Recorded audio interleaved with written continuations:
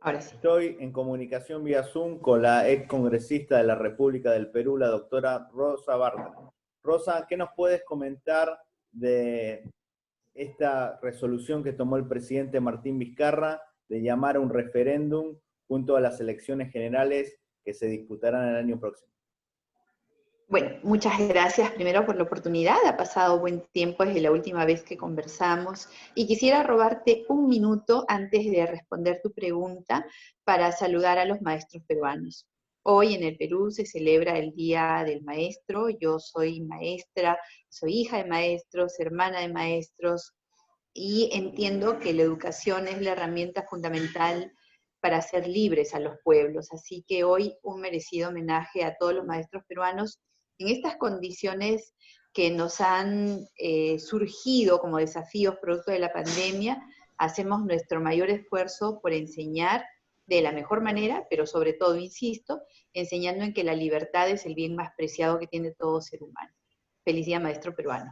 Ahora, el señor Vizcarra y su costumbre de malentender la democracia y malentender que en una república, como es el sistema que tenemos nosotros, hay independencia de poderes, hay un sistema de check and balance, de frenos, pesos y contrapesos, y él, en su costumbre de entender la democracia como en su cabecita está, de que el poder se concentra en uno solo, en él, nuevamente salió tratando de llevar a referéndum, a consulta ciudadana, un tema que es de exclusiva competencia del Congreso de la República, como son las reformas constitucionales. Sería el segundo referéndum convocado por Vizcarra, porque en el 2018 también hubo con 4 preguntas.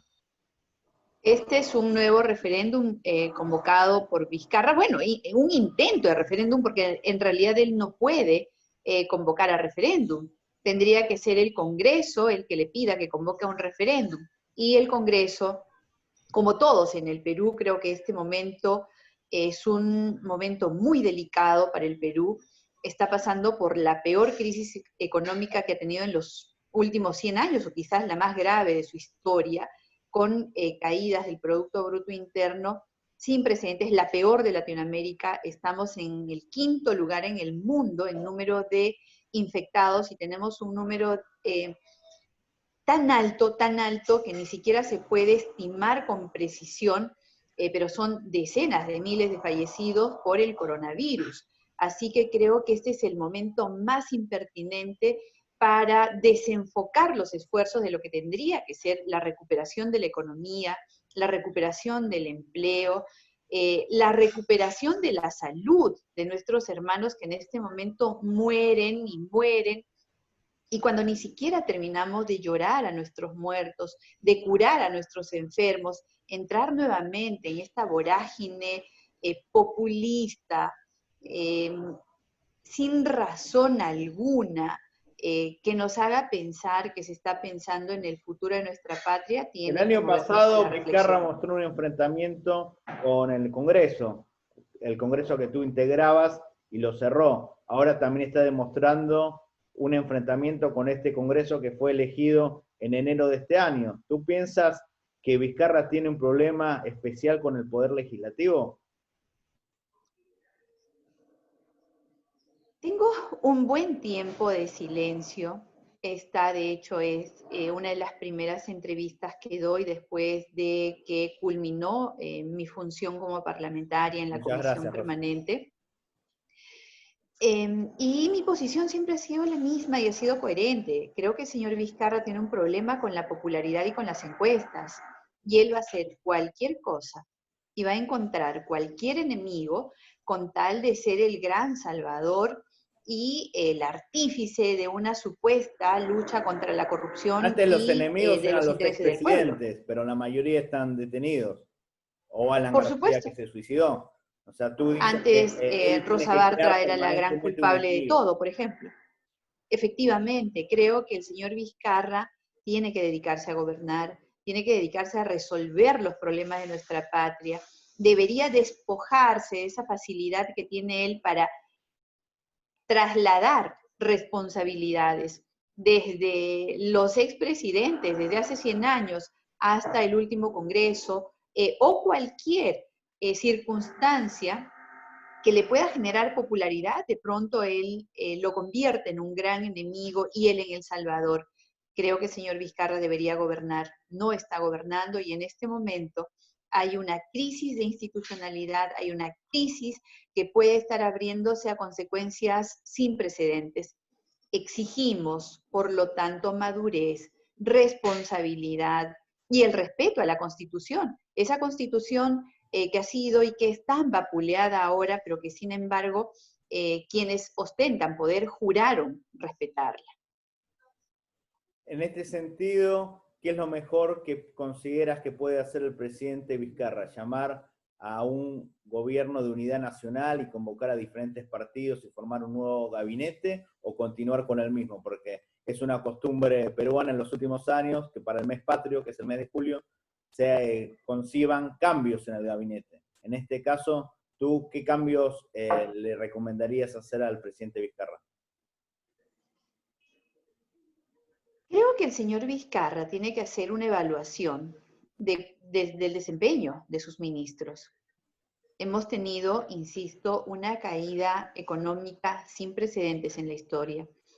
Teníamos una economía saludable, una economía fuerte, producto de la responsabilidad de las últimas décadas, Que era de una un política camino de Estado, trazado.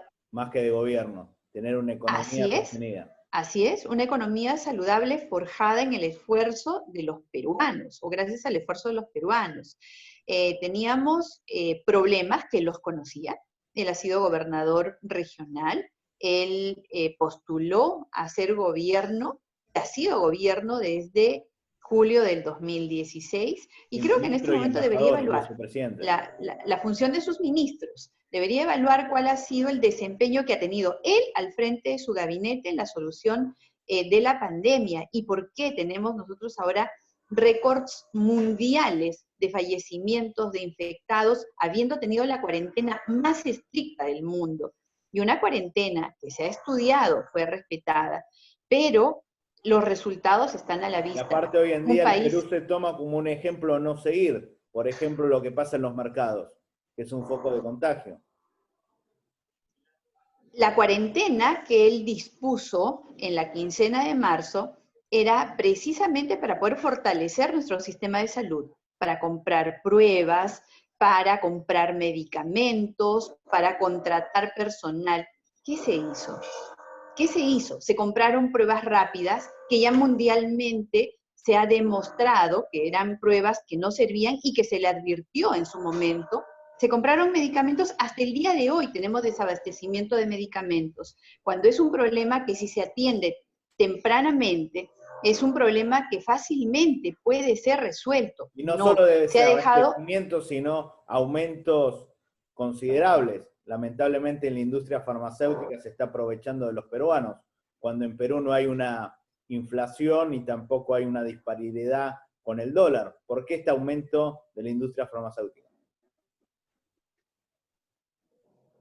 Pero que se pudo haber previsto desde el gobierno, desde las más altas esferas del gobierno se puede haber previsto. El más grande comprador de medicamentos en nuestra patria es el sector público. Así que hay una gran responsabilidad, por lo tanto, en sus ministros y en las políticas que han aplicado. Así que corresponde que el señor Vizcarra evalúe el desempeño de todo su gabinete integralmente, y tome las mejores decisiones. No podemos seguir asistiendo a más dolor, a más muerte.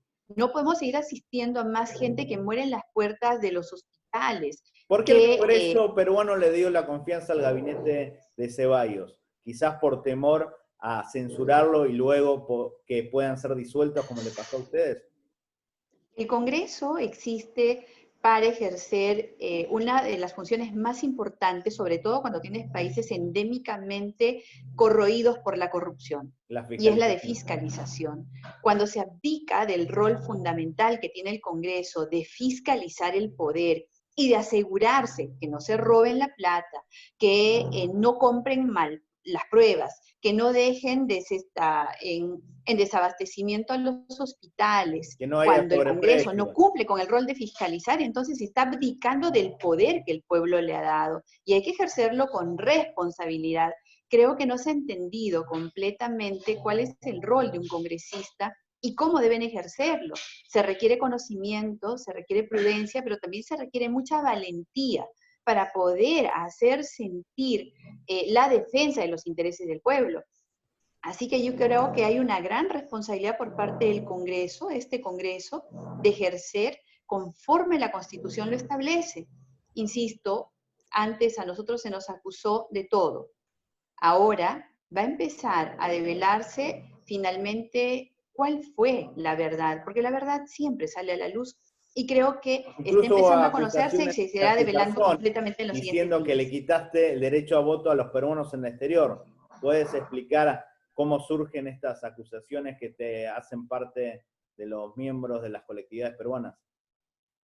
Es parte de los mitos que se han montado y que se montaron en su momento para deslegitimar investigaciones tan importantes como la investigación Lavajato, para deslegitimar un trabajo serio, responsable y prudente que se hizo desde la Comisión de Constitución.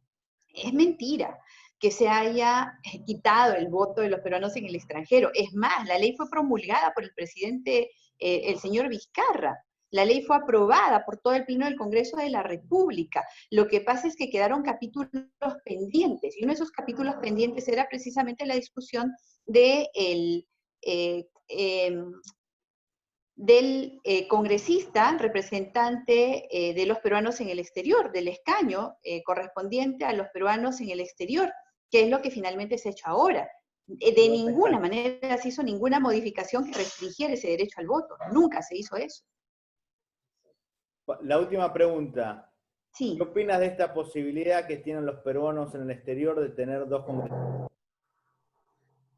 Hay una representación establecida allá y yo espero que los intereses de los peruanos en todo el mundo se vean efectivamente canalizados en sus preocupaciones y se pueda trabajar seriamente. Yo creo que esa es una gran oportunidad para que todos los peruanos en el extranjero tengan su asiento ya, que canalice todas sus expectativas llevándolas a satisfacción plena. Muchísimas gracias, Rosa, muy amable. Al contrario, las gracias a ti.